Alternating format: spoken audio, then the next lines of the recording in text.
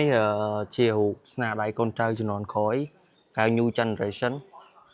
តមកតែគេឃើញធ្វើអញ្ចឹងនឹងក្បាលបែកថ្ងៃនេះខ្ញុំឲ្យពូម៉ាក់ខ្ញុំមកលេងនៅប្រាសាទអង្គរវត្តអញ្ចឹងថ្ងៃនេះខ្ញុំមាន mission មួយត្រូវធ្វើខ្ញុំមានរយៈពេល30នាទីដើម្បីរកអប្សរាខ្ញុំចេញថ្មិញនៅប្រាសាទអង្គរវត្តអញ្ចឹងបើសិនជាអ្នកនរគ្នាចង់ដឹងថាខ្ញុំប្រើរយៈពេល30នាទីរកព្រះនាងខ្ញុំចេញថ្មិញនៅប្រាសាទអង្គរវត្តឃើញខ្ញុំឃើញអ្នកនរគ្នាអាចទស្សនាវីដេអូនឹងអ្នកនរគ្នាអញ្ចឹងខ្ញុំអត់នឹកស្មានថាប្រាសាទយើងធំដល់ថ្នាក់ហ្នឹងទេលោកអើយ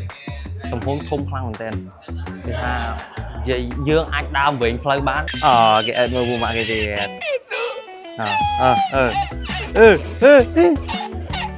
វិញគេតារមកអញលួចគេឥឡូវគេលួចវិញចាប់អត់ស្រ័យតែអត់ដឹងថាអប្សរាខ្ញុំចេញថ្មិញនៅកន្លែងណាតោះអញ្ចឹងយើងដើររហូតទៀតអស់គ្នាឥឡូវយើងឡើងយើងរហូតនៅជាន់ទី1អត់ឃើញយើងទៅរហូតនៅជាន់ទី2ទៀត Never see this light អញ្ចឹងឥឡូវយើងឡើងមកដល់ជាន់ទី2ហើយអីដែលយើងត្រូវគួរធ្វើគឺធ្វើម៉េចយើងត្រូវដើររហូតនាងញ៉ាំចេញថ្មិញឲ្យឃើញនៅក្នុងរយៈពេលព្រោះថារយៈពេលរបស់យើងវាអត់មាននៅច្រើនទៀតទេអញ្ចឹងយើងធ្វើម៉េចរកឲ្យលឿនឲ្យតាន់ពេលដែលយើងកំណត់អ្នកនរគ្នាយើងមានតម្រុយពីអប្សរាញ៉ាំចេញថ្មិញហ៎នេះអប្សរាញ៉ាំចេញថ្មិញអញ្ចឹងយើងរកឃើញហ៎អប្សរាញ៉ាំចេញថ្មិញមាននៅខាងមុខអង្គរធំមួយទៀតឥឡូវតទៅពីយើងរកឃើញអប្សរាញ៉ាំចេញថ្មិញហើយ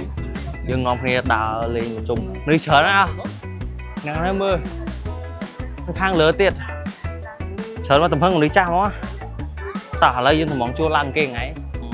គេលឿននោះនាងណែនគេឲ្យយើងអ្នកនៅក្រុមឈរចាំសិនឥឡូវចាំមើលមនុស្សស្មាក់ពុកដែរ How do you feel bro Hot bro Hot Me too bro អើយ